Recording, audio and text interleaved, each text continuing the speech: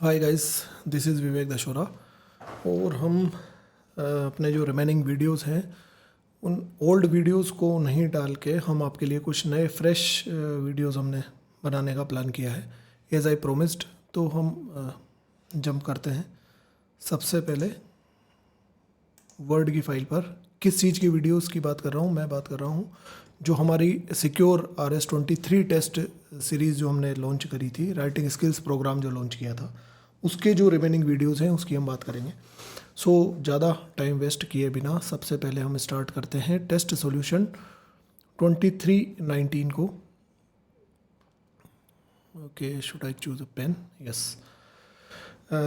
23-19 जो हमारा test paper है, शेड्यूल आपके पास टेलीग्राम ग्रुप में है और हमारे सभी ओपन ग्रुप्स में भी अवेलेबल है।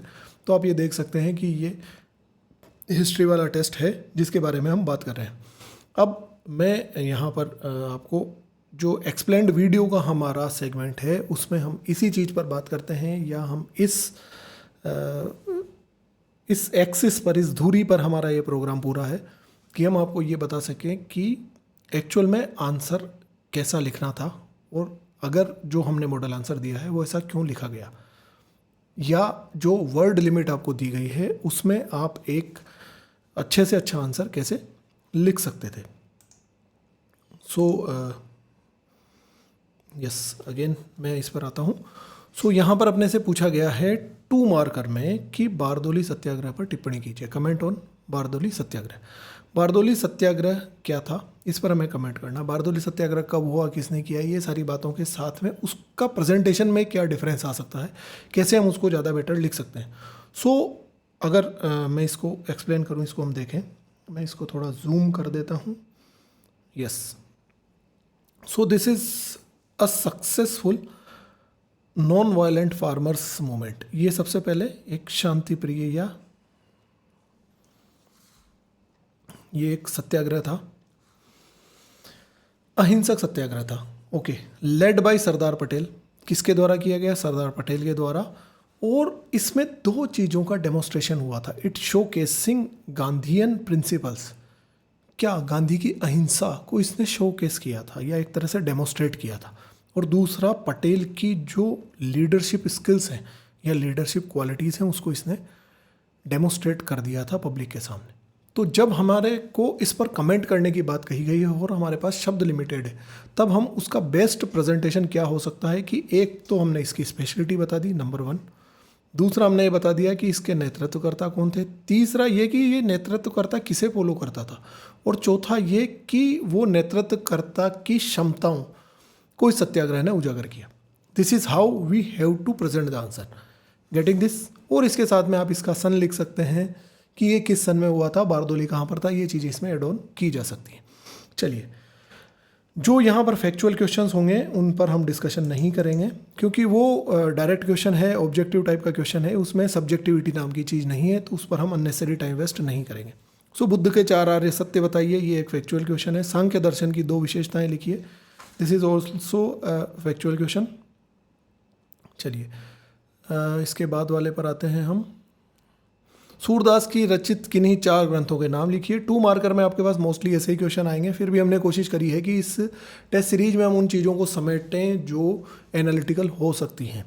So the another question is about comment on Qadiri सिलसिला। कादिरी सिलसिला पर टिप्पणी कीजिए।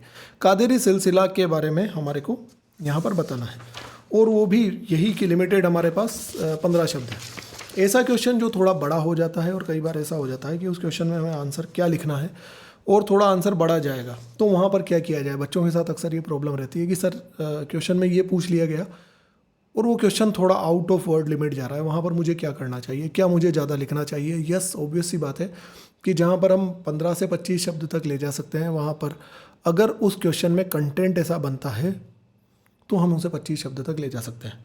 दूसरी बात यह कि सभी क्वेश्चन में नेसेसरीली ऐसा नहीं करना है। ऐसा कोई यूनिफॉर्म जैकेट नहीं है जो सभी को पहनाया जा सके। तो there is no one jacket fits for all.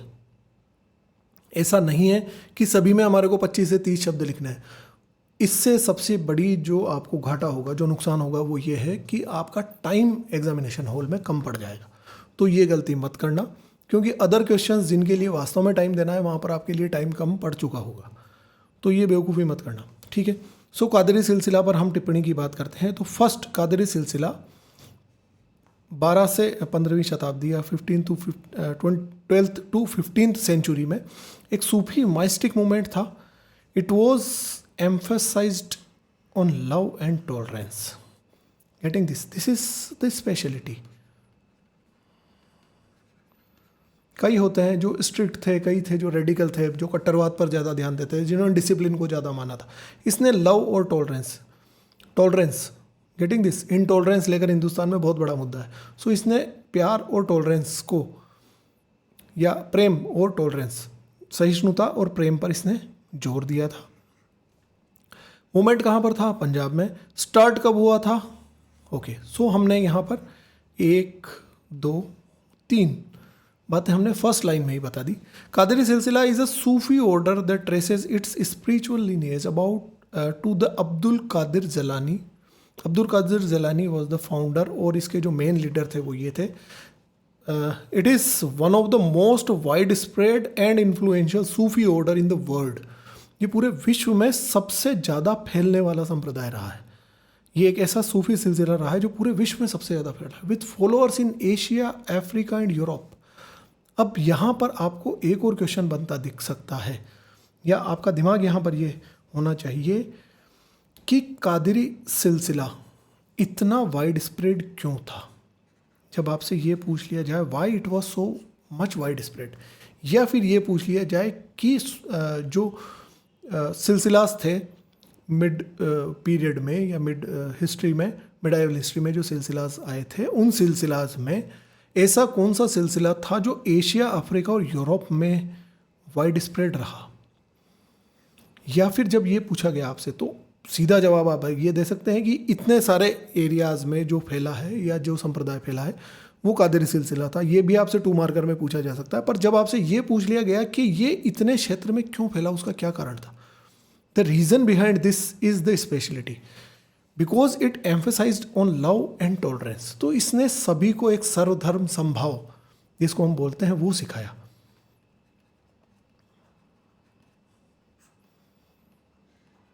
That's why it was wide spread, इसलिए ये सभी जगह फैला। Getting this? चलिए नेक्स्ट क्वेश्चन पे आता हूँ।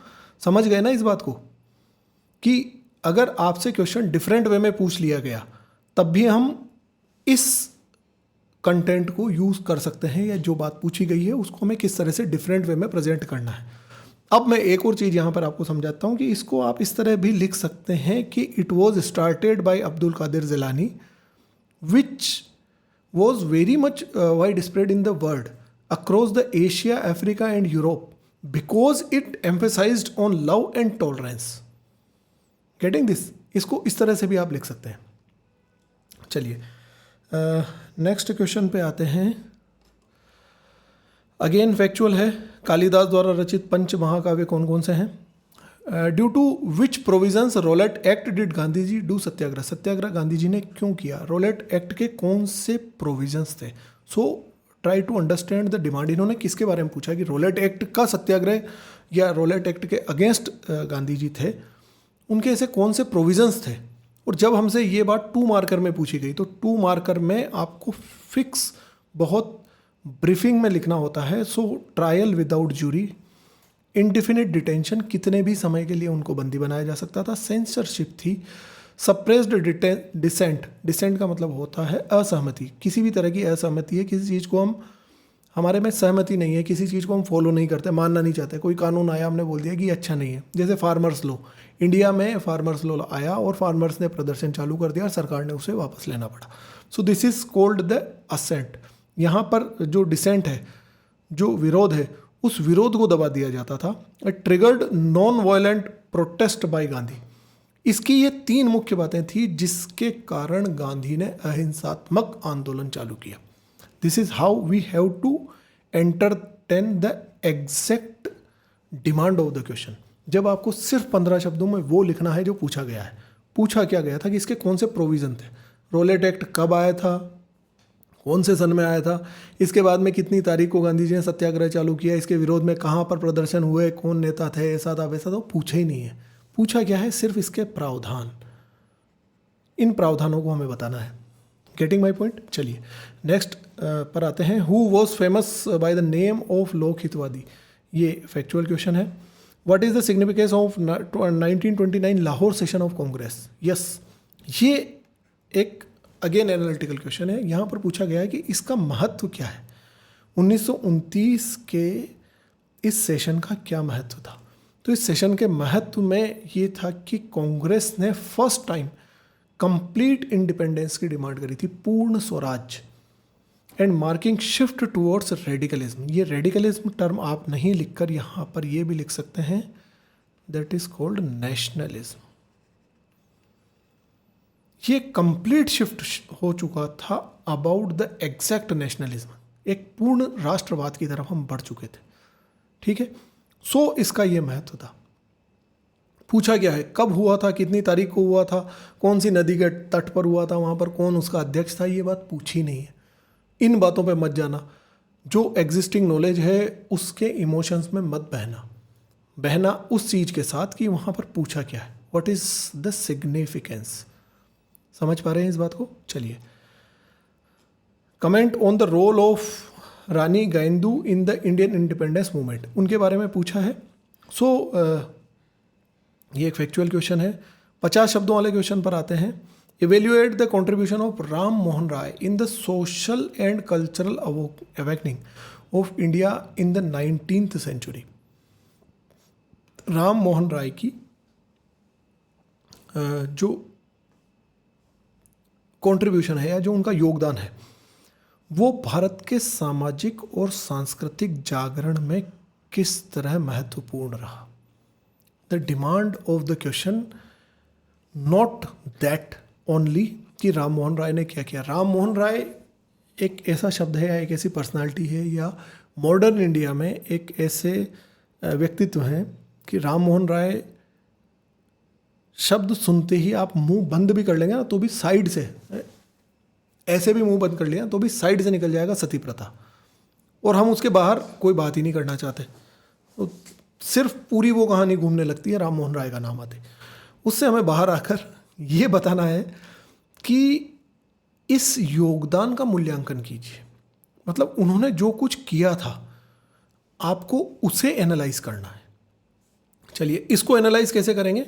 Ram Mohan Roy the father of modern India, पहली चीज हमने लिखी है the father of modern India, ये एक कीवर्ड है, इनके लिए एक फ्रेज है।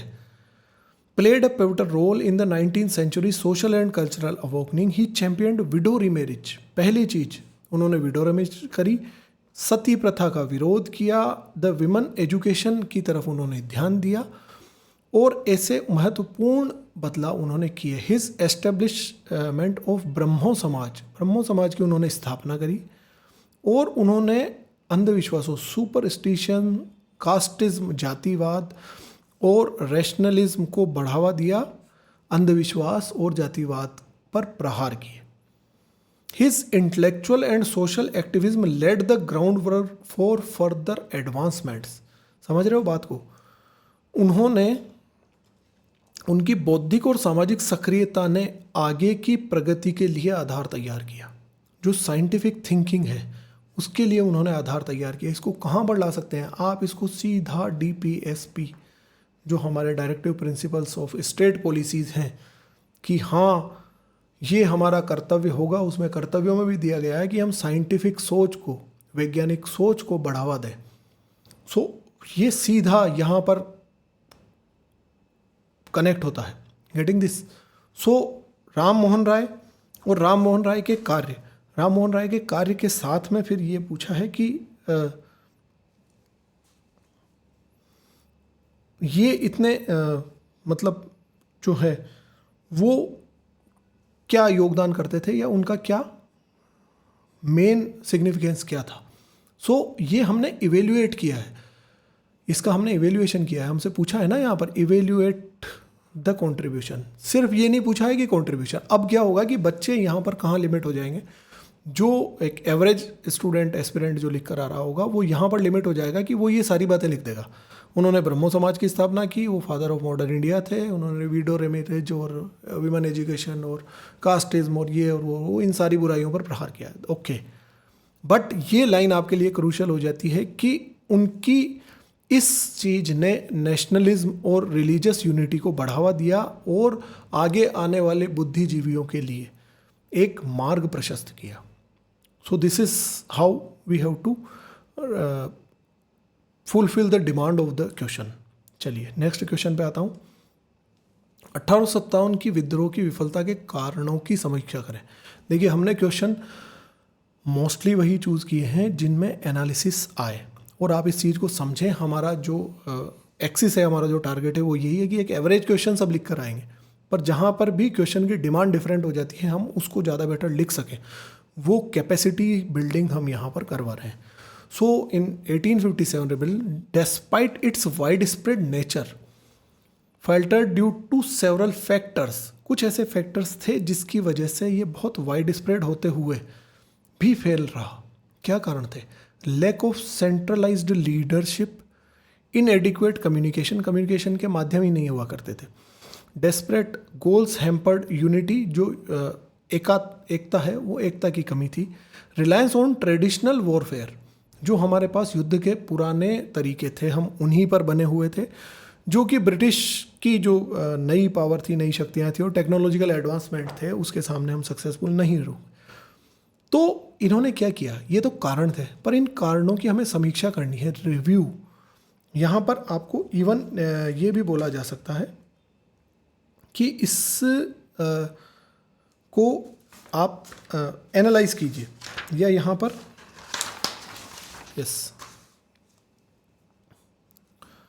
रिव्यू की जगह यहाँ पर टर्म आ सकता है एनालाइज. समझ रहे हैं बात को? सो एनालाइज करना है, तब भी हमें यही चीज़ बतानी है कि वो कारण जिससे ये विफल रहे, क्या वो कारण वास्तव में इसकी विफलता के कारण थे. इसको एनालाइज करने का मतलब ये होगा. सो थिंग इज कि हाँ, सेंट्रलाइज्ड लीडरशिप की कमी थी, कम्युनिकेशन के साधनों की कमी थी, और जो गोल थे और उनमें एकता की कमी थी. चौथा, हम टेक्नोलॉजिकल एडवांसमेंट नहीं था, इसलिए जो वॉरफेयर है या जो युद्ध है वो हमारा सक्सेसफुल नहीं रहा. Limited participation for certain section of society. Yes, Gandhi के बारे में आपने पढ़ा होगा कि गांधी के भारत में आने के बाद या गांधी के स्वतंत्रता आंदोलन में जुड़ जाने के बाद में बहुत बड़ा परिवर्तन आया था, आमूलचूल परिवर्तन आ गया था. गांधी ने ऐसा क्या किया था?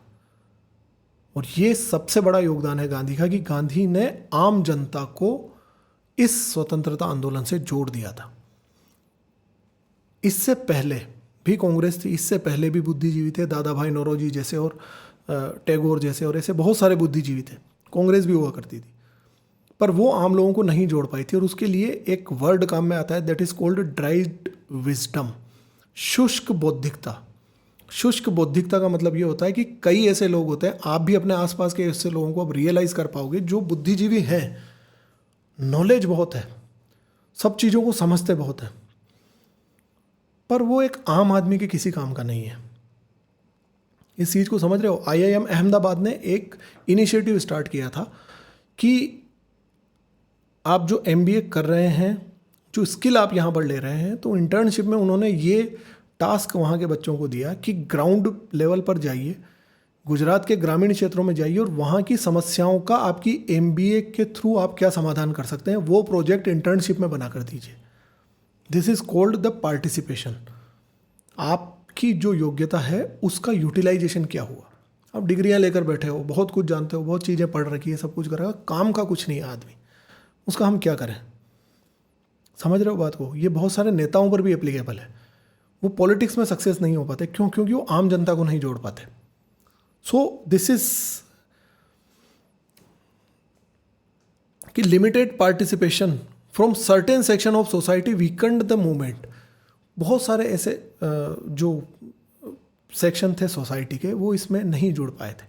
Despite it's failure. अब आती है बात समीक्षा की. जब हम समीक्षा कर रहे हैं कि क्या ये कारण वास्तव में इस विफलता के कारण थे, हाँ ये कारण तो थे और इसकी वजह से ये विफल तो रहा था, पर इस फेल्योर के बाद भी, despite its failure, the rebellion served as a catalyst for growing anti colonial sentiment, future independence struggles. Bharat में जो स्वतंत्रता संघर्ष की भावना थी और उपनिवेशवाद का विरोध था, उसके लिए इसने उत्प्रेरक का काम किया। This is called the review analysis, और समीक्षा। आपने समीक्षा करके बताया कि हाँ ये तो हुआ था, बट इसके बाद भी इसकी सक्सेस को हम इन रूप में देख सकते हैं कि फर्दर इसके ये परिणाम निकले थे। Getting this. एक और चीज़ बताता हूँ मॉडर्न इंडिया की। ब्रिटिश एजुकेशन या ब्रिटिशर्स के आने से या ब्रिटिशर्स के भारत को गुलाम बनाने से एक बाय डिफ़ॉल्ट रिजल्ट ये निकला कि भारत में राष्ट्रवाद का उदय हो गया। समीक्षा करें। क्वेश्चन फिर बोल रहा हूँ, ब्रिटिशर्स के इंडिया को कॉलोनी बनाने से या भारत को गुलाम बनाने से भारत में राष्ट्रवाद का उदय हो गया, या ब्रिटिश एजुकेशन के भारत में इंट्रोडक्शन से भारतीय समाज में जागृति आई, जो एक बाय डिफ़ॉल्ट रिजल्ट था जो ब्रिटिशर्स नहीं चाहते थे, पर वैसा हो गया। क्यों? क्योंकि हमारे यहाँ के नए लड़के राम मोहन राय, बोस, टैगोर, ऐसे कई लोग पढ़ने के लिए बाहर गए और यूरोप में उन एजुकेशन सिस्टम्स को उन्होंने पढ़ा कि ये इनके देशों में किस तरह से डेमोक्रेटिक वैल्यूज़ को वैल्यू देते हैं।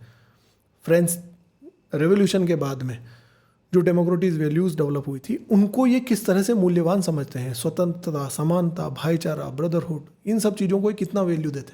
हमारे देश में ऐसा नहीं करते। So it was started by default. Britishers ने ऐसा कभी नहीं चाहता ऐसा हो, पर ये बाय डिफ़ॉल्ट हो गया और ऐसा स्टेटमेंट आ जाए और उसकी समीक्षा करवाएं। Getting this. तो इस विफलता के कारणों की हमने समीक्षा करी। चलिए नेक्स्ट क्वेश्चन पर आता हूँ। सिंधु घाटी सभ्यता की पशुपति मोहर की विशेषताएं लिखिए। इसमें ऐसा कुछ भी नहीं है, इसमें फैक्चुअल्स हैं जो हमने बता दिया है कि स्पेशलिटीज़ यहाँ पर क्या क्या थी। चलिए, Mamalla style of temple architecture की विशेषताओं का परीक्षण कीजिए। चलिए, यहाँ पर पूछा है examine the salient features of Mamalla style, या इसका परीक्षण कीजिए। अब मैं एक बात और समझा दूँ, मैंने लास्ट वाले वीडियो में भी बोला है कि जो टेल वर्ड्स आते हैं, टेल वर्ड्स का मतलब यही, जो एग्जामाइन कीजिए, एनालिसिस कीजिए, डिस्कस कीजिए, critically evaluate, comment, critically analyse. ये कभी कभी ऐसा होता है कि किन्हीं क्वेश्चंस में हम इनको one jacket fits for all नहीं मान सकते। मतलब ऐसा कोई जैकेट नहीं है जो सभी के आ जाएगा, ऐसा एक फिक्स साइज का जैकेट नहीं होता है। तो अगर यहाँ पर एग्जामाइन आया है, इसमें एग्जामाइन कुछ भी नहीं करना है, एग्जामाइन करने वाली कोई बात ही नहीं है। यहाँ पर आपको इसमें कोई विश्लेषण करने जैसी बात नहीं है, यहाँ पर कोई परीक्षण करने जैसी बात नहीं। But this is the beauty of writing कि कभी कभी सेंटेंस इसी तरह से लिखा जाता है। तो यहाँ पर ये क्वेश्चन सिर्फ इस तरह से लिखा गया है। समझ रहे हो बात को? So examine the salient features of Mamalla style of architecture में आपको सिर्फ इसकी विशेषताओं को बताना है, नथिंग स्पेशल एट ऑल। इसमें और कुछ भी ऐसा स्पेशल नहीं है। So it is named after the Pallava king, flourished in 7th to 8th century south India. Monolithic rock cut temples, मतलब एक चट्टान को काट कर ऐसे टेम्पल्स बनाए गए थे, जिनका उदाहरण पंचरथ और तटीय जो मंदिर है या जो शोर टेम्पल्स हैं वो रहे हैं। और इन्होंने फर्दर ये पल्लव आर्किटेक्चर के टाइम पर अपने चरम पर पहुंचा और फर्दर जो साउथ इंडियन स्टाइल है उसको इन्होंने इम्पैक्ट किया। This is the answer. चलिए नेक्स्ट पर आते हैं।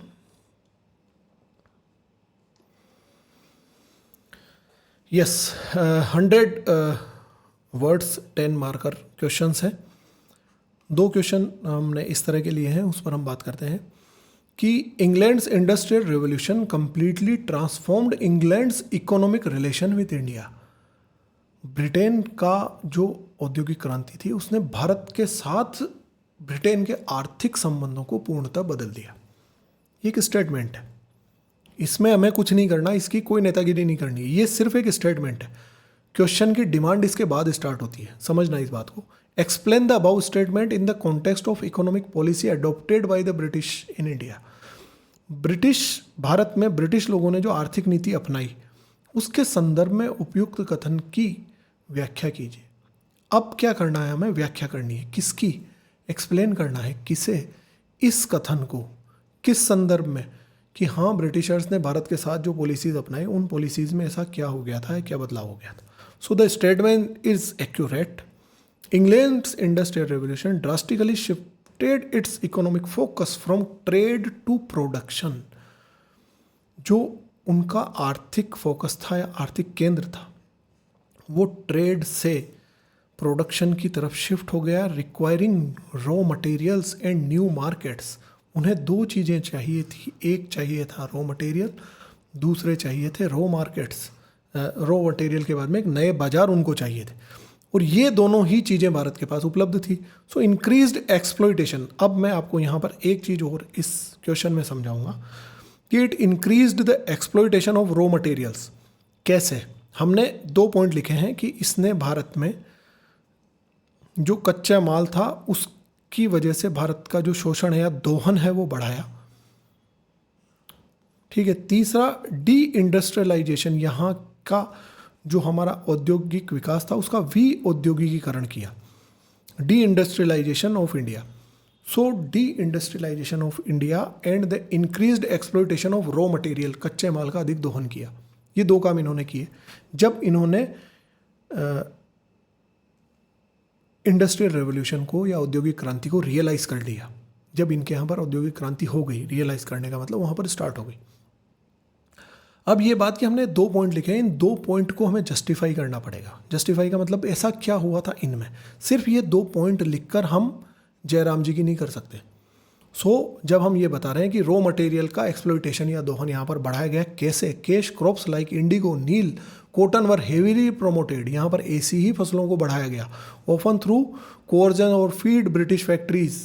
क्योंकि वो वहाँ पर चाहिए थी इसलिए विभिन्न प्रकार के प्रतिबंध और ऐसी चीज़ें दूसरी फसलों पर लगाकर इनका दोहन बढ़ाया गया. डी इंडस्ट्रियलाइजेशन कैसे किया? Existing Indian industries like textile और ऐसी चीज़ों पर जो कंपटीशन था वो बढ़ा दिया गया. ब्रिटिश जो माल था उस पर कर वगैरह कम लगाए गए और ये चीज़ें हमारे यहाँ पर इम्पोर्ट्स और डिक्लाइन एंड अनएम्प्लॉयमेंट हमारे यहाँ पर बढ़ा दिया गया. तो जो इम्पोर्ट्स हैं ब्रिटिश इम्पोर्ट्स उसको चीपर रेट पर यहाँ पर अवेलेबल करवाया गया. ये चीज़ समझ रहे हैं. The economic exploitation fuelled resentment and contributed to the rise of Indian nationalism. भारतीय राष्ट्रवाद को इसने बढ़ाया था. हालांकि जो आर्थिक दोहन ये करने लगे थे उस आर्थिक दोहन का एक परिणाम ये निकला कि भारत में राष्ट्रवाद का उदय हुआ. Getting this. तो हमने जो 2 पॉइंट लिखे हैं उन दोनों पॉइंट को हमने जस्टिफाई किया है. मतलब आप सिर्फ ये पॉइंट बोलकर हाथ जोड़ के नहीं निकले हो, आपने इसके सपोर्ट में कुछ और कीवर्ड्स भी लिखे हैं. ये आंसर पर आपको ज़्यादा एक्स्ट्रा मार्क्स दिलवाता है. ठीक है. नेक्स्ट चीज़ पर आते हैं. लास्ट क्वेश्चन है, what do understand by young Bengal movement, who was its father, what is its place in the socio cultural awakening of Bengal. देखिए बंगाल से क्वेश्चन अगर आया तो अच्छा क्वेश्चन बनेगा. दूसरा, अभी अगर आप पीएम मोदी का प्रचार देखेंगे और बंगाल को लेकर एनडीए या बीजेपी की बात देखें तो वहाँ पर स्थितियाँ बहुत अच्छी नहीं होती हैं बीजेपी के लिए स्पेशली, क्योंकि वहाँ पर टीएमसी की गवर्नमेंट है और टीएमसी का ही एक बेस बहुत अच्छा है. पर वहाँ पर धीरे धीरे जो एनडीए या बीजेपी की जो विचारधारा है वो वहाँ पर बढ़ रही है और उस बारे में जितना भी प्रचार हुआ है, पीएम मोदी के जितने भी कई सारे स्टेटमेंट्स आए हैं, कई इंटरव्यूज़ आए हैं, तो उसमें बंगाल को एक बड़ा एक्सेस बनाया गया है. क्यों? क्योंकि बंगाल हमारे यहाँ पर जो आधुनिक भारत है उसकी जागृति का केंद्र रहा था. बंगाल बहुत अग्रणी राज्यों में हुआ करता था. बंगाल इकोनॉमिक रूप से बहुत अग्रणी हुआ करता था. बंगाल बौद्धिक रूप से बहुत अग्रणी हुआ करता था. बंगाल के जितने लीडर्स निकले हैं, जितने नेशनल मूवमेंट के लीडर्स निकले हैं, आप उन सभी के नाम अब रिकॉल कर पा रहे होंगे क्योंकि मेंस लेवल पे हो, आधुनिक भारत आप सबने पढ़ा है, तो बोस, टैगोर वगैरह और ये जितने भी हुए थे लगभग सारे बंगाल के थे. तो जितने बुद्धिजीवी हुए थे वो बंगाल में थे. और आज बंगाल की ऐसी स्थितियाँ कि बंगाल आर्थिक रूप से पिछड़ रहा है, बंगाल का जीएसडीपी बहुत अच्छा नहीं है, वैसा नहीं है. तो बंगाल पे एक अच्छा क्वेश्चन बन सकता है मेंस में, और अगर बनता है तो उसमें आपको बहुत आउटस्टैंडिंग पॉइंट्स हमारे पास अभी अवेलेबल है. So the young Bengal movement की अगर यहाँ बात की जाए तो ये पहले इसकी डिमांड को समझते हैं. तो यंग बंगाल मूवमेंट क्या था? पहली चीज़ तो was a socio cultural reform movement. ठीक है, एक सामाजिक सांस्कृतिक सुधार आंदोलन था. 19वीं शताब्दी में शुरू हुआ था, led by Henry Louis Vivian Derozio ने इसको स्टार्ट किया था, जो कि कलकत्ता के कॉलेज में टीचर हुआ करते थे। पहली चीज़ हमने बताई ये क्या था, कब स्टार्ट हुआ था, थर्ड किसने प्रारंभ किया था। 3 चीज़ें हो गई। अब ये बात की कैरेक्टरिस्टिक्स की बंगाल के सामाजिक सांस्कृतिक जागरण में इनका क्या स्थान था। तो हम स्थान बताएंगे कि इसने ये परिवर्तन किए, पर परिवर्तन किए कैसे, उसका बेस हमें पहले देना पड़ेगा। तो free thinking and questioning the authority, जो भी अथॉरिटी है उसको क्वेश्चन करना और एक मुक्त विचारधारा को इसने बढ़ावा दिया। प्रमोशन ऑफ वेस्टर्न आइडियाज़, जो वेस्टर्न आइडियाज़ हैं, जो पश्चिमी विचारधाराएं हैं, विचार हैं, उनको इन्होंने बढ़ावा दिया। और एडवोकेसी फॉर सोशल रिफॉर्म्स, हमारे यहाँ पर जो सती है, चाइल्ड रीमैरिज है, पॉलीगेमी है, बहुविवाह है, या फिर विमेन एजुकेशन है, एम्पावरमेंट है, उन चीज़ों को लेकर इन्होंने एक सामाजिक सुधार यहाँ पर प्रारंभ किया। सामाजिक परिवर्तन के ये पक्षधर रहे थे। ये 3 पॉइंट हमने इसलिए बताए हैं कि ये तो इन्होंने किया था। नाउ द सिग्निफिकेंस, क्वेश्चन क्या था, दोबारा से आते हैं कि ये बंगाल के सामाजिक सांस्कृतिक जागरण में इसका क्या स्थान है। इवन ये बंगाल छोड़कर आपसे ये पूछ लें कि भारत के सामाजिक सांस्कृतिक जागरण में इसका क्या स्थान है, तो भी आपको आंसर यही लिखना है। So significance the paved the way for the future reform movements, जो भविष्य में होने वाले इस तरह के आंदोलन थे, उनके लिए इन्होंने एक रास्ता प्रदान किया। और जो बंगाल के इंटेलेक्चुअल्स थे, जो बुद्धिजीवी थे, उनके लिए देखिए टर्म्स का यूज़ देखिएगा, young Bengal's intellectual ferment inspired later figures. वो फर्मेंटेशन होने लगा था वहाँ की बुद्धिजीविता में, जो बुद्धिजीवी लोग थे उनमें एक फर्मेंटेशन होने लगा था। और राम मोहन राय, स्वामी विवेकानंद जैसे लोग इनसे प्रभावित हुए थे। सोड the seeds of Indian nationalism, इसने भारतीय राष्ट्रीयता के बीज रोपण किए थे। गेटिंग दिस, ये होता है किसी आंसर को लिखना, द ब्यूटी ऑफ राइटिंग, कि किस तरह से इसे लिखा जाता है। ओवरऑल अगेन इस क्वेश्चन की डिमांड है कि इसको कंक्लूड किया जाए, तो इसे कंक्लूड किया गया है। Overall the young Bengal movement played a crucial role in Bengal socio cultural awakening fostering critical thinking. जब ये बोला गया है, मान लीजिए अगर ये आपसे सिर्फ और सिर्फ 15 वर्ड्स में पूछ लें, 2 मार्क्स में पूछ लें कि इसका क्या योगदान था, तो वहाँ के लिए बेस्ट लाइन्स हैं। The young Bengal movement played a crucial role in Bengal socio cultural awakening fostering critical thinking. इसने वहाँ पर जो तार्किकता है उसको बढ़ावा दिया। मैं हिंदी में बताता हूँ। यंग बंगाल आंदोलन ने बंगाल की सामाजिक सांस्कृतिक जागृति, आलोचनात्मक सोच को बढ़ावा देने, सामाजिक सुधार और अंततः भारतीय स्वतंत्रता संघर्ष में भूमिका निभाई थी। This is called the conclusion.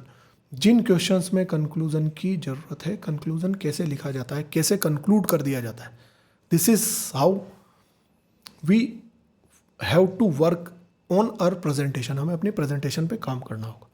सो ये 23-19 पेपर था जिसको हमने डिस्कस किया। नेक्स्ट हम 23-21 को डिस्कस करेंगे। Have a very best of luck. Okay.